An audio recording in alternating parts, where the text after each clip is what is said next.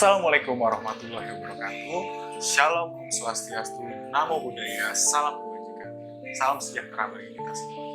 Perkenalkan, nama saya Rio Bayu Taruna selaku Ketua Kelompok dari Lomba Karya Tulis Ilmiah Youth Economic Competition 3.0 yang diselenggarakan oleh Universitas Muhammadiyah Sumatera Utara. Saya di sini dibantu oleh dua anggota saya, yaitu yang pertama Pangesti Sekarjati dan yang kedua adalah Vicky Rizky Ramadhan.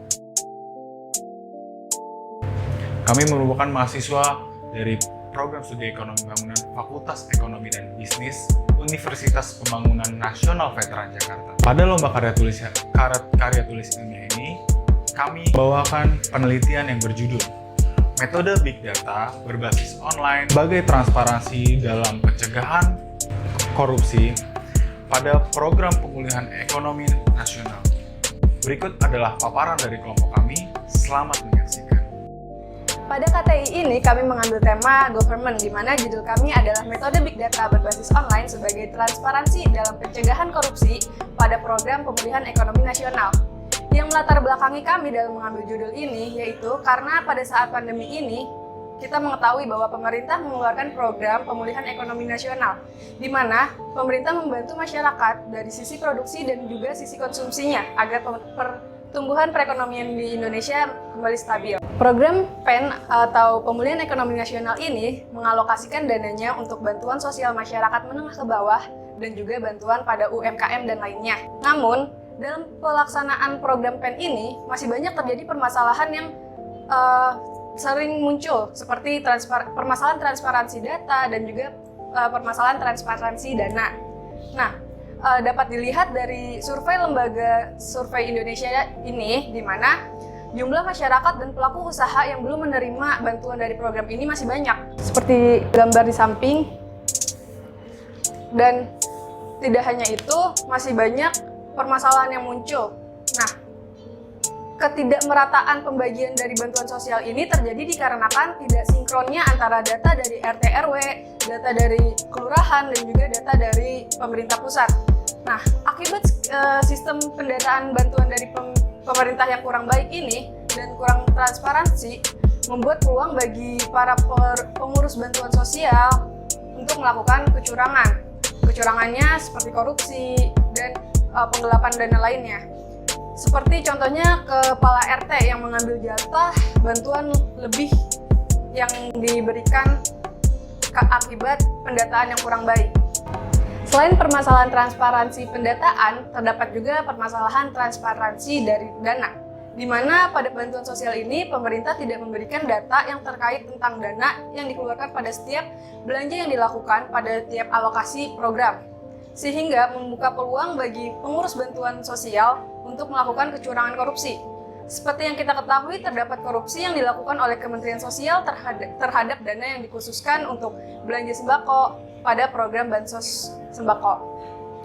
Karena permasalahan inilah, sehingga kami memikirkan bagaimana cara untuk mengatasi permasalahan-permasalahan ini dengan mengeluarkan metode big data berbasis online sebagai transparansi untuk pencegahan korupsi di Indonesia.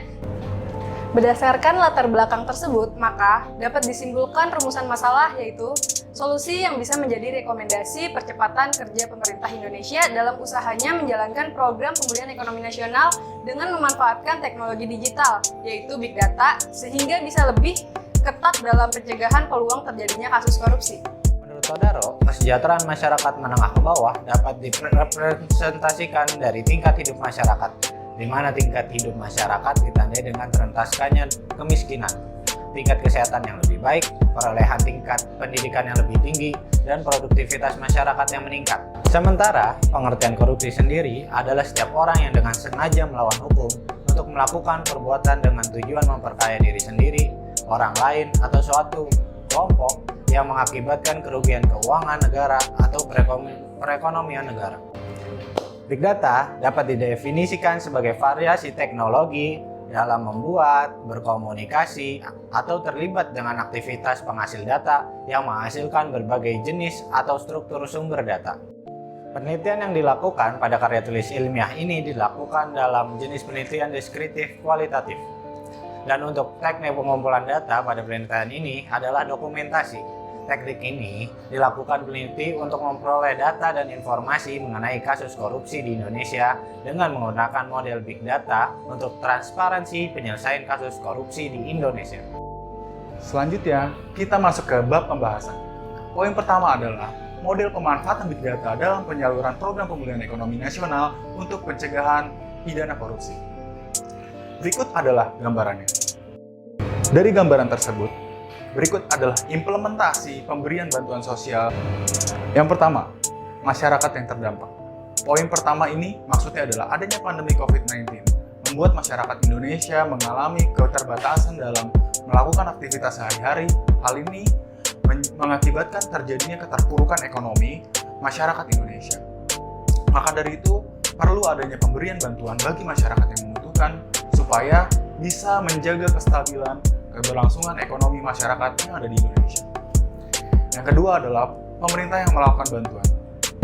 Pemerintah melakukan bantuan untuk menopang keberlangsungan produktivitas masyarakat supaya mampu memenuhi kebutuhan sehari-hari di masa pandemi. Lalu yang ketiga adalah pendataan masyarakat yang ditujukan untuk keakuratan dan transparansi supaya bantuan bisa tepat sasaran. Pendataan masyarakat sangat dibutuhkan supaya bantuan yang dilakukan pemerintah kepada masyarakat sesuai dengan kelayakan untuk mendapatkan bantuan. Pendataan masyarakat dapat dibagi menjadi 3, yaitu tingkat IPM dari suatu wilayah, lalu jumlah penduduk miskin yang ada pada suatu wilayah tersebut, lalu yang ketiga adalah jumlah pengangguran yang terdapat pada wilayah tersebut. Selanjutnya, masuk ke strategi pengembangan dari model yang telah dijabarkan. Pertama, dalam model ini sangat dibutuhkan pentingnya data yang akurat bagi pemerintahan pada situasi genting seperti pandemi ini untuk membagikan bantuan kepada masyarakat yang membutuhkan. Distribusi masyarakat ini sangat memerlukan peran dari RT/RW, kelurahan atau desa, pemerintahan kota, pemerintahan provinsi, sampai pemerintahan pusat. Lalu yang kedua adalah pengembangan Big Data yang dikelola oleh teknologi aplikasi bisa membantu pengembangan model yang ditawarkan menjadi pembaruan data dari masyarakat yang membutuhkan pada masa pandemi. Bagi tingkat RT/RW, kelurahan desa, pemerintahan kota, pemerintahan provinsi, sampai pemerintahan pusat sangat membutuhkan data yang akurat sehingga integrasi Big Data atas 3 variabel yang telah kami sampaikan sangat dibutuhkan supaya bantuan masyarakat bisa terrealisasi secara akurat. Lalu yang ketiga adalah pentingnya kesadaran manusia dalam berperilaku. Dalam hal ini, petugas seperti RT/RW dan pemerintahan kelurahan sebagai petugas pendataan masyarakat perlu dilakukan secara jujur dan juga transparan supaya pemerintah provinsi, pemerintah pusat dapat mengeluarkan kebijakan yang tepat bagi masyarakat yang membutuhkan. Lalu selanjutnya, dengan adanya ide ini, maka kerjasama antar lembaga pemerintahan dari pusat sampai ke daerah sangat diperlukan supaya masyarakat bisa langsung merasakan bantuan yang diberikan. Serta peran keikutsertaan lembaga yang menangani tindak pidana korupsi seperti KPK, Polri, dan Kejaksaan Agung sangat diperlukan untuk meningkatkan kepercayaan masyarakat pada pemerintah. Sehingga angka korupsi di Indonesia bisa menurun dan kesejahteraan serta tingkat kepercayaan masyarakat bisa meningkat seiring implementasi gagasan yang telah dijelaskan. Angka indeks persepsi korupsi sebesar 37 dan peringkat 102 dari seluruh negara yang ada di dunia, maka Indonesia perlu memperbaiki sistem transparansi pemerintahannya. Serta pandemik yang membuat kondisi ekonomi masyarakat semakin terpuruk akibat keterbatasan produktivitasnya, sehingga diperlukan pemberian bantuan dari pemerintah kepada masyarakat yang membutuhkan. Selanjutnya, perbedaan data yang dimiliki antar lembaga pemerintah, baik dari pemerintah daerah sampai pemerintah pusat, Indonesia perlu memanfaatkan Big Data. Dengan adanya sinkronisasi Big Data antar lembaga pemerintah, bantuan yang diberikan pemerintah melalui program pemulihan ekonomi nasional bisa lebih tepat sasaran dan kerjasama antar lembaga pemerintah bisa menjadi lebih baik. Sekian paparan dari kelompok kami. Mohon maaf apabila kami memiliki kesalahan dan kekurangan. Semoga karya tulis ilmiah ini bisa bermanfaat. Atas perhatiannya kami ucapkan terima kasih.